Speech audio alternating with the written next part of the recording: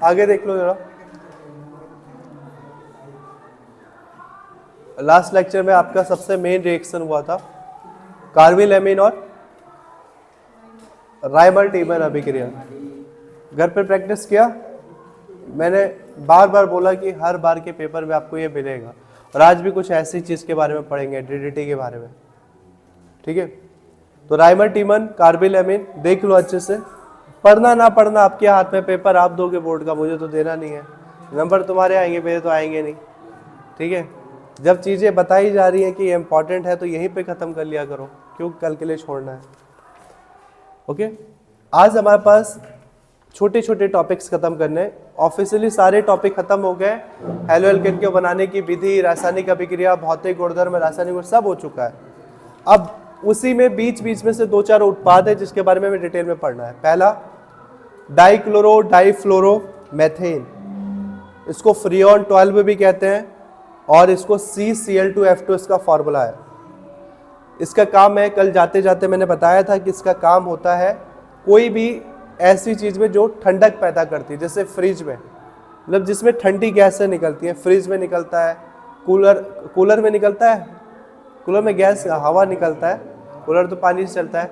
Fridge में और AC में फ्रियोन 12 यूज होता है। तो क्या है आज देख लेते हैं, और उसके बाद का टॉपिक होगा DDT, डाइक्लोरो, हाँ आगे, dichloro diphenyl trichloro ethane, DDT का पूरा नाम है डाइक्लोरो डाइफेनिल ट्राइक्लोरो एथेन। देख लो, बहुत सिंपल है। पहले आप फ्रियोन 12 देख लो, एक साथ दोनों करना।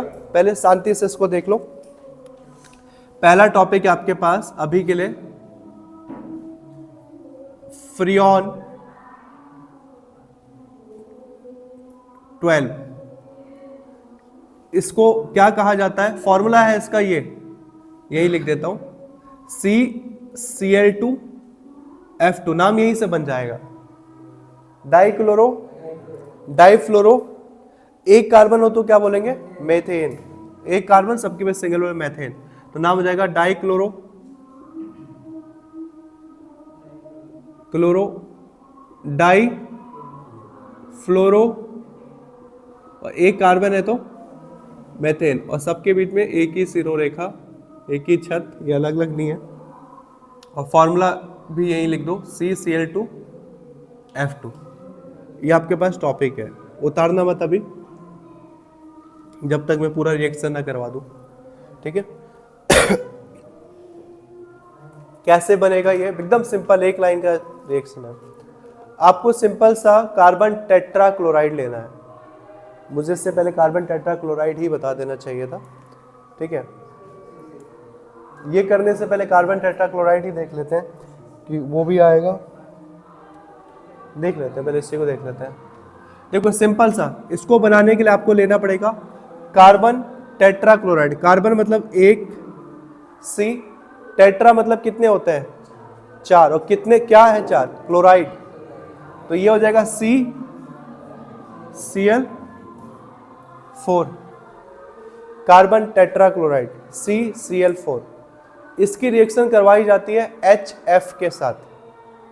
ठीक है, F ही क्यों ले रहे हैं, क्योंकि देखो क्या बनाना है, जो बनाना है उसमें 2 क्लोरीन है और 2 फ्लोरीन है। क्लोरीन तो हमारे पास है, यहाँ पे 2 एक्स्ट्रा ही हैं, 2 ही चाहिए, 4 है हमारे पास, बस क्लोरीन है हमारे पास, फ्लोरीन हमारे पास नहीं है। तो फ्लोरीन की जगह पे हम क्या ले रहे हैं, HF ले रहे हैं। HF उटपटांग लग रहा है ना, क्योंकि हम हर बार क्या पढ़ते आए हैं, HCl या फिर HBr। HI और HF तो हम यूज ही नहीं करते हैं, बहुत कम, rare of the rarest case में यूज करते हैं। बट यहाँ पे कंपलसरी है कि आपको HF ही यूज करना है, HCl यूज नहीं कर सकते हो, क्योंकि आपको F भी चाहिए। F बनाना है तो आपको F चाहिए, और F चाहने के लिए सबसे अच्छा तरीका यही कि HF ले लो। जैसे HCl HBr होता है वैसे HI HF होता है, तो आपने HF ले लिया। अब इसकी उपस्थिति में ये रिएक्शन होता है,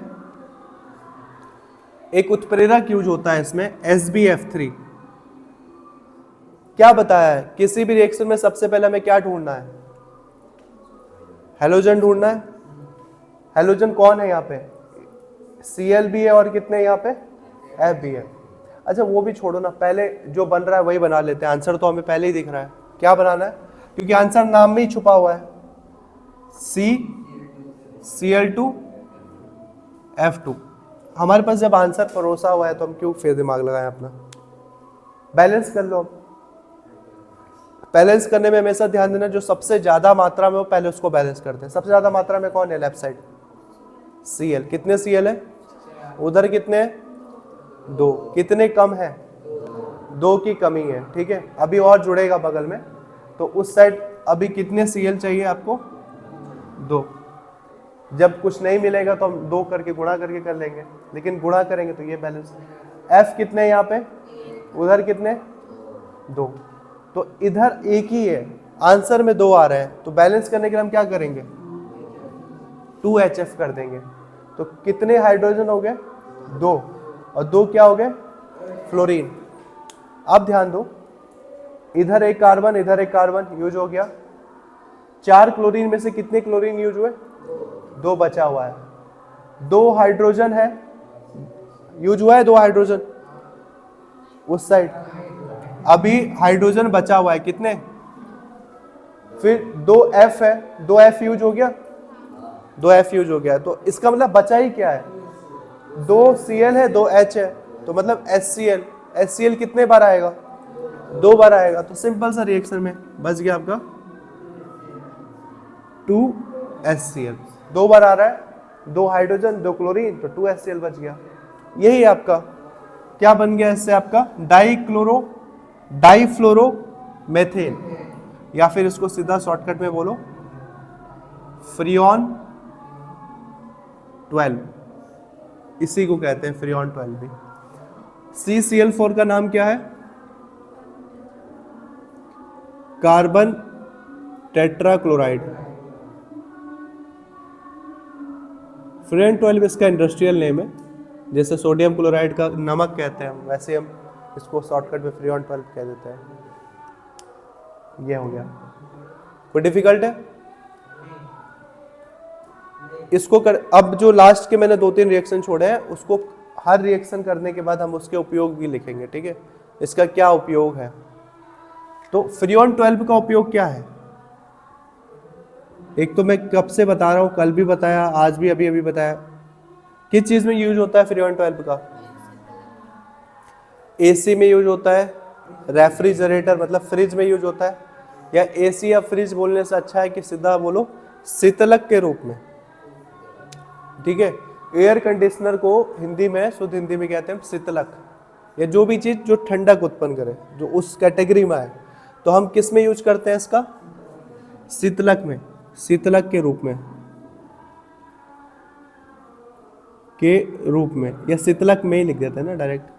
AC को हिंदी में क्या कहते होंगे, एयर कंडीशनर कहते हैं ना, हिंदी में कहते होंगे क्या। आप ये दुनिया में एक ही जगह पाया हुआ देखोगे, भारतीय रेलवे के डब्बे पे वातानुकूलित, और क्या रहता है, वातानुकूलित शीतलक, ऐसा कुछ रहता है इसका, AC एयर कंडीशनर। तो शीतलक में इसका यूज होता है। मैं आपको एक कॉमन सा एक आंसर बताता हूं, जो किसी भी चीज का रैंडमली पूछ दे, एक आंसर तो सब में कॉमन होगा। प्रयोगशाला में, लेबोरेटरी में आपको कोई भी पूछे, फ्रियोन 12 पूछा है तो एक उपयोग जो भी होगा, लास्ट में नहीं याद आ रहा है तो एक उपयोग सब में कॉमन है, वो है प्रयोगशाला में, लेबोरेटरी में, क्योंकि लैब में इन सब का कुछ ना कुछ प्रैक्टिकल हम करते रहते हैं मिला बुला करके। आपसे पूछेगा अल्कोहल का उपयोग, कुछ भी ऊपर लिखो, लास्ट में आप क्या लिख दोगे, प्रयोगशाला में। ईथर आपने नहीं पढ़ा है फिर भी पूछेगा ईथर का उपयोग, आप लिखोगे लास्ट में प्रयोगशाला में। ऊपर जो होता है इत्र बनाने में, दवाइयाँ बना, वो लिखते रहना। एल्डिहाइड का उपयोग, जो भी लिखना ऊपर, लास्ट में क्या लिखोगे, प्रयोगशाला में। जब कुछ भी याद ना आए तो क्या लिख देंगे हम, प्रयोगशाला में। तो इसके द्वारा हम क्या बना सकते हैं, उसका उपयोग क्या है, कहाँ है, प्रयोगशाला में। ये इसके 2 मेन उपयोग हो गए, शीतलक के रूप में, प्रयोगशाला में। और जिसको और ज़्यादा लिखने का मन हो तो लिखना टीवी में क्यों होगा, फ्रिज में, फिर अलग से लिखना AC में, अलग अलग लिख देना, फिर लिख देना बड़े वाले AC में, तो छोटे वाले AC में, फिर आइसक्रीम रखने वाले फ्रिज में, मुर्दा रखने वाली फ्रिज, मुर्दा रखने वाली फ्रिज होता है, बहुत ज़्यादा ठंडा होता है। तो लिखे इसके बारे में, रिएक्शन उतारो जल्दी से, रिएक्शन उतारो। ये चमक रहा है क्या इस साइड?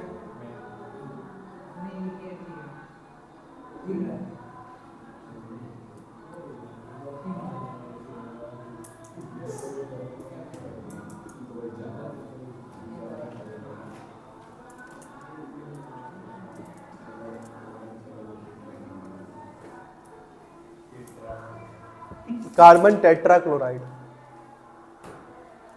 ये भी सिंपल रिएक्शन है, कर लें इसको। कार्बन टेट्राक्लोराइड, देखो कैसे होगा ये, सिंपल सा, आपको क्लोरोफॉर्म लेना है और क्लोरोफॉर्म का एक बार क्लोरीनीकरण करा दो, इससे से आपका बन जाएगा कार्बन टेट्राक्लोराइड। क्लोरोफॉर्म का क्लोरीनीकरण, क्लोरोफॉर्म किसे कहते हैं? CH। अब तक तो ये दिमाग में बैठ गया होगा। क्लोरोफॉर्म का क्लोरीनीकरण का क्या मतलब है? किससे रिएक्शन कराना है? क्लोरीन से, Cl2 का करवाना है, या Cl सिंगल बॉन्ड Cl बोलो या Cl2 बोलो। फिर वही कॉन्सेप्ट, हैलोजन दिखे अलग से तो हैलोजन सबसे पहले किसको ढूंढेगा? है सोडियम पोटेशियम। उसके बाद हाइड्रोजन, हाइड्रोजन है, ये हैलोजन है तो बगल में हाइड्रोजन है, तो सिंपल सा, एक हाइड्रोजन एक Cl के साथ निकल गया तो HCl गया, बचा हुआ Cl का क्या होगा? जहां से हाइड्रोजन निकला उस जगह पे वो बचा हुआ Cl आ जाएगा, ठीक है। जो एक्स्ट्रा Cl है वो आ जाएगा इसकी जगह पे, तो H और Cl निकल गया तो ये बच गया आपका, ये बन गया HCl, और ये वाला Cl अगर H के जगह पे आ गया तो 3 Cl पहले से थे, एक और Cl आ गया तो टोटल कितने Cl हो गए? 4। तो ये हो गया CCl4, कार्बन टेट्राक्लोराइड, ठीक है। CCl4 प्लस HCl, सिंपल सा रिएक्शन है, ठीक है, हो जाएगा। क्या कहते हैं CH3 को? क्लोरोफॉर्म। तो नाम जितने बार लिखोगे उतने बार दिमाग में बैठते जाएगा।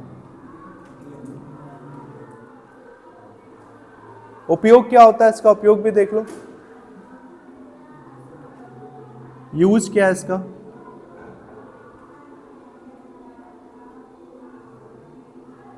ये प्रकृति में ना CMC, हाँ एक तो है और एक्चुअल में ये है। एक तो हमें साफ साफ दिख रहा है CCl4 का यूज हमने किस चीज में किया है? फ्रीऑन 12 या CFC बनाने में। तो एक उपयोग ये आएगा कि इसका कार्बन टेट्राक्लोराइड का उपयोग होता है क्या बनाने में? क्लोरोफ्लोरोकार्बन या फ्रीऑन 12 बनाने में, यह आएगा। लेकिन इसका मेन उपयोग क्या है? जो ये कार्बन टेट्राक्लोराइड होता है ना, ये प्रकृति में ज्वलनशील नहीं होता, ठीक है। ये इसीलिए अग्निशामक के रूप में यूज होता है। ज्वलनशील नहीं होता मतलब ये गैस है। और जो आप ये सिलेंडर देखते हैं ना आग बुझाने वाला, उसमें कौन सा गैस भरा रहता है? जो भी भरा होगा, ऑक्सीजन तो कभी नहीं भरा होगा, ये ध्यान रखना। ऑक्सीजन आग को जलाने के लिए प्रेरित करता है, ठीक है।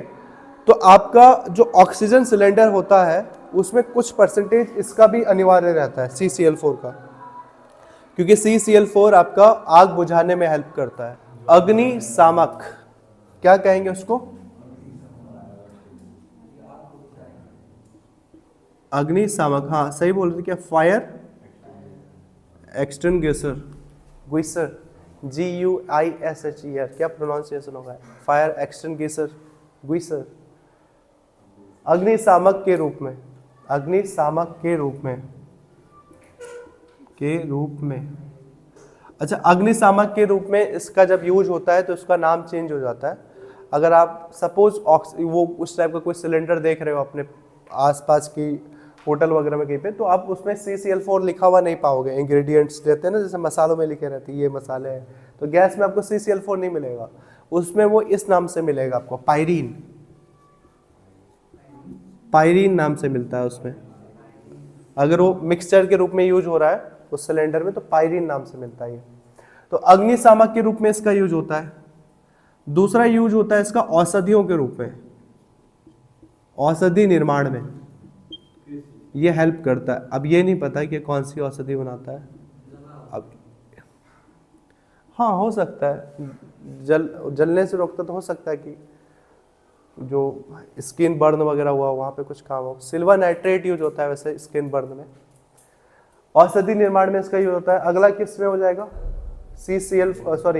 फ्रीऑन 12 के निर्माण में, ठीक है, या इसको क्या कहते हैं इसको, CFC, या फिर बोलो फ्रीऑन 12 के निर्माण में, फ्रीऑन 12 के निर्माण में। और लास्ट वाला क्या बताया मैंने, जब कुछ याद ना आए तो प्रयोगशाला में, लैबोरेटरी में, प्रयोगशाला में। ये आपका हो गया कंप्लीट कार्बन टेट्राक्लोराइड, ठीक है। ताल रसको देख लो आगे, देख लो आगे, जितने बार मैं पूछूंगा उतने में तुम्हें करवा ही दूंगा। ये लास्ट रिएक्शन रहेगा, लेकिन समय लगेगा समझने में, थोड़ा लंबा लगेगा आपको, बट है आसान। टॉपिक है DDT। लिखना मत जब तक मैं ना बोलूं, लिखो तभी जब बोला जाए। देखो आगे, टॉपिक है DDT। पूरा नाम है डाइफेनिल।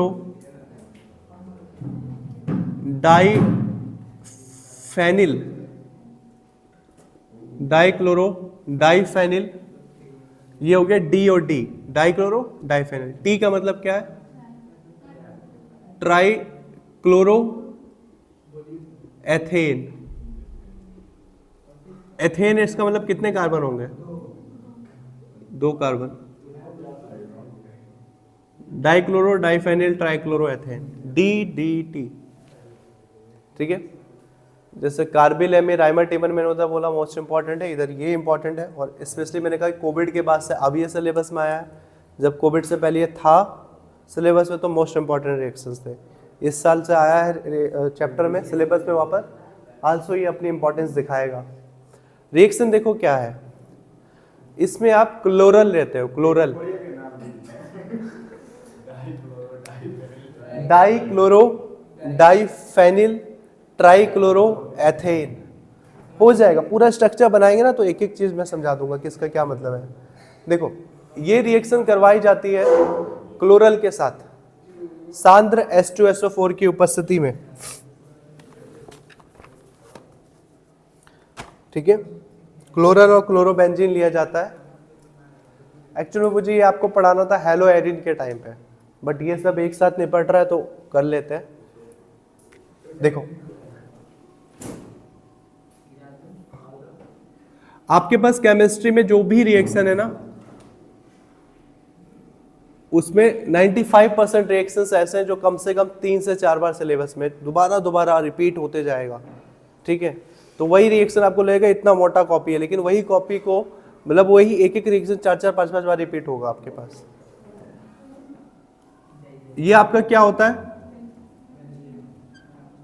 बेंजीन, और इसके ऊपर है Cl, तो इसका नाम होगा क्लोरो बेंजीन, ठीक है। ये हेलो एरिन वाले टॉपिक में मुझे पढ़ाना चाहिए था, लेकिन जब सब उपयोग वगैरह हम यहाँ कर रहे हैं तो उसको अलग से क्यों करें। क्लोरोबेंजीन की अभिक्रिया करवाई जाती है क्लोरल के साथ। क्लोरल किसे कहते हैं, CCl3CHO, इसे कहते हैं क्लोरल। क्या होता है क्लोरल, CCl3CHO, क्लोरल। ये अभिक्रिया होती है सांद्र सल्फ्यूरिक अम्ल, क्या बोलते हैं इसका, H2SO4, सांद्र। और दूसरा क्या होता है, तनु। डिफरेंस पता है, तनु का मतलब होता है कोई चीज अगर थोड़ा पतला टाइप हो, सांद्र का मतलब हो कोई लिक्विड क्या गाढ़ा है, ठीक है। जैसे कि अगर आपका प्योर दूध है तो सांद्र रहेगा, दूध में पानी मिला दोगे तो तनु बन जाएगा, इसका यही मतलब है, ठीक है। इनकी आपस में रिएक्शन करवानी है और बनाना है हमें dichloro diphenyl trichloro ethane, okay. अब देखो हमें इसमें क्या करना है, 2 बार क्लोरीन लेनी है। मैं चाहूं तो इधर 2 ले सकता हूं, बट मैं लूंगा नहीं क्योंकि ऐसे समझ में आने के चांसेस थोड़ा कम हो जाएंगे। इसलिए मैं 2 बार लेने के बजाय, 2 लिखने के बजाय मैं इसको 2 बार ले रहा हूं।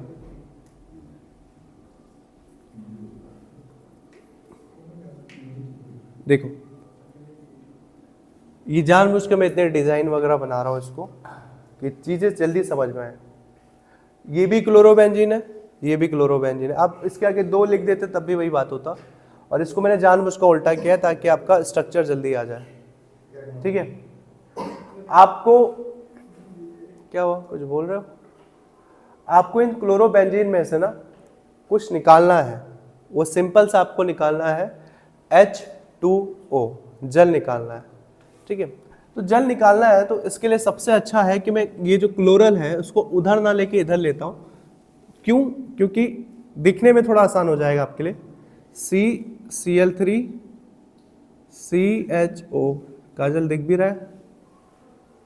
कैसे दिख रहा है? मेरे आर पर छेद है क्या? CCl3 CHO ये है। मैंने क्या कहा, इसमें से क्या निकालना है? नहीं आ रहा है? ठीक है, वो बॉर्डर है। जल निकालना। अब देखो जल कहां से निकलेगा, ध्यान से देखो। जल निकलेगा, मैंने कल भी बताया था कि बेंजीन के कोनों पर क्या चिपके हुए रहते हैं, एक एक हाइड्रोजन छुपे हुए रहते हैं। ये बेंजीन है तो बेंजीन के हर कोने पे हाइड्रोजन छुपा है। तो जैसे ये कोना है तो इधर भी एक हाइड्रोजन छुपा होगा, इधर से भी एक हाइड्रोजन छुपा होगा। तो यो H2O कहां से निकलेगा हमारा? H2O निकलेगा हमारा यहां से। 2 H ये छुपे हुए दिख गए आपको, और ये क्या है? ऑक्सीजन। तो जब ये दोनों इसके साथ जुड़ेगा ना, ये CCl3 क्या होगा, CCl3CHO क्या होगा, ये O हटेगा यहां से। ठीक है, ये यहां से O हटेगा, और O हटने के बाद CCl3CH किससे जुड़ेगा? दोनों बेंजीन से जुड़ेगा। और जब ये जुड़ेगा दोनों बेंजीन से तो एक इधर से हाइड्रोजन निकला, एक इधर से हाइड्रोजन निकला, और H2O निकल जाएगा, CCl3CH बेंजीन से जुड़ जाएगा। आई होप कि समझ में आया होगा। अभी तो रिएक्शन हमने किया भी नहीं है। देखो ज्यादा दूर ले गया इसको। क्या था ये? सांद्र H2SO4। ओके, देखो अब समझो क्या कर रहा हूं मैं।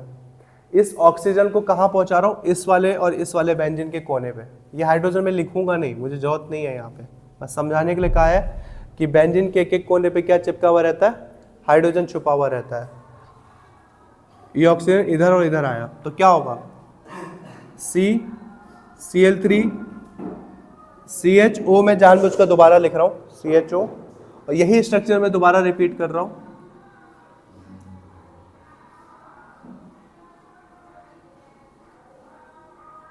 दोबारा ये रिएक्शन पूरा सब कॉपी पेस्ट कर दिया मैंने यहाँ पे दोबारा समझने के लिए। देखो दोबारा वही चीज रिपीट कर दिया। नीचे से क्या है? इधर क्लोरोबेंजीन क्लोरोबेंजीन। देखो जब ये ऑक्सीजन इधर जुड़ेगा तो ये ऑक्सीजन इधर के हाइड्रोजन जुड़ेगा तो ये हटेगा यहाँ से। ये ऑक्सीजन और इधर के दोनों हाइड्रोजन, ये दोनों हाइड्रोजन कब आएंगे? जब ये इनसे जुड़ेंगे। जब CCl3CH इनके साथ जुड़ेगा तो जिस जिस जगह से जुड़ेगा वहां से क्या निकालेगा? एक एक। यहाँ जुड़ेगा तो यहाँ से एक हाइड्रोजन निकालेगा, और यहाँ जुड़ेगा तो यहाँ से एक हाइड्रोजन निकालेगा। तो CCl3CH क्लोरोबेंजीन क्लोरोबेंजीन क्या निकला? एक हाइड्रोजन, एक ऑक्सीजन यहाँ था, और एक और ऑक्सीजन, एक और हाइड्रोजन। तो क्या निकल गया? HOH। इसका मतलब जल। जल को क्या बोलते हैं? H2O कहते हैं। ठीक है, तो हमारा क्या निकल गया यहाँ पे? प्लस H2O या HOH। केमिस्ट्री में याद रखना, जो चीज बगल में निकलता है मेन उत्पाद के बाद में, हम उसको आल्सो तीर के निशान के नीचे भी लिख सकते हैं। जो जल निकल रहा है ना, हम चाहे तो उस H2O को अगर मैं वहां ना लिखना चाहूँ तो मैं इधर H2O लिख सकता हूँ, लेकिन शर्त यह है अगर वो उस साइड है, लेफ्ट में है, सॉरी राइट में है, तो मैं इसके लिखूंगा -H2O। -H2O का मतलब है कि ये जल निकल गया, अलग हो चुका है। चाहो तो मैं इसके नीचे भी लिख सकता हूँ। ठीक है, चाहो तो आप इधर भी लिख सकते हो -H2O।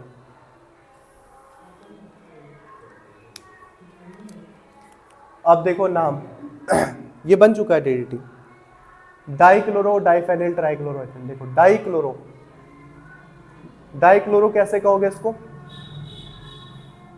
Dichloro diphenyl ट्राइक्लोरोएथेन। ट्राइक्लोरो ये हुआ, एथेन, एक सेकेंड, ये समझ में भी आया तुम्हें? बस सिर हिला देता है, ठीक है। दोबारा से समझा देता हूं मैं, लेकिन जब समझाया जाता है दिमाग कहाँ था, कुछ है थोड़ी नहीं इसमें। दोबारा से मैं बता रहा हूं, इसको तो नहीं मिटाऊंगा, इसी को दोबारा ड्रॉ कर रहा हूं जल्दी जल्दी। देखो क्लोरल, इसे क्लोरल कहते हैं, CCl3 CHO, किससे रिएक्शन करवा रहे हैं? 2 क्लोरोबेंजीन से करवा रहे हैं, एक ऊपर एक नीचे। या फिर ऐसे में सही नहीं लग रहा है तो आप ऐसे में बना लो, जैसे भी आपको इजीली हाइड्रोजन निकलता हुआ दिख जाए। सपोज मैंने इसको ऐसे लेटा दिया, सपोज दैट, जैसे आपको सही लगे वैसे आप कर सकते हो गया क्लोरोबेंजीन। इनके आपस में रिएक्शन करवा रहे हैं। इन दोनों क्लोरोबेंजीन के हर कोनों पर क्या क्या छुपा है? एक एक हाइड्रोजन, हमें उसी को टारगेट करना है। ये आ गया सांद्र H2SO4। सांद्र को हम CON लिख सकते हैं शॉर्टकट में। CON का मतलब होता है कंसंट्रेटेड H2SO4, या सांद्र लिखना चाहो सांद्र लिख दो। अब क्या होगा? ये कोने का ये हाइड्रोजन और ये ऑक्सीजन, ये तीनों आपस में मिलेंगे और ये मतलब H H और O निकल जाएगा। और क्यों निकलेगा? क्योंकि इसका ये वाला हिस्सा बेंजीन के दोनों हिस्सों से जुड़ेगा, ठीक है। कैसे? CCl3 CH, ये हो गया। ये O क्यों हटाया? क्योंकि O को हटा करके हम O की जगह पर दोनों बेंजीन जोड़ रहे हैं। समझ में आया? O को हटाया और O के जगह हमने क्या जोड़े? 2 ऊपर और नीचे वाले क्लोरोबेंजीन जोड़ दिए। तो ये आपका एक इधर से जोड़ लो, एक ये क्लोरोबेंजीन हो गया आपका और एक क्लोरोबेंजीन हो गया आपका ये वाला। अब यहां पे क्या हुआ? ये O और इस जगह से अगर जुड़ा है तो पहले यहां से हाइड्रोजन निकला होगा, तो 2 हाइड्रोजन एक ऑक्सीजन निकला, तो क्या बच गया? अब समझ में आया? ठीक है, सिंपल सा था, दिखने में बस बड़ा लगता है। नाम इसका क्या हो जाएगा? क्लोरल, इसको क्लोरल कहते हैं, CCl3 CHO। इसे क्या कहेंगे? Chloro benzene. और इसी का नाम है आपका DDT,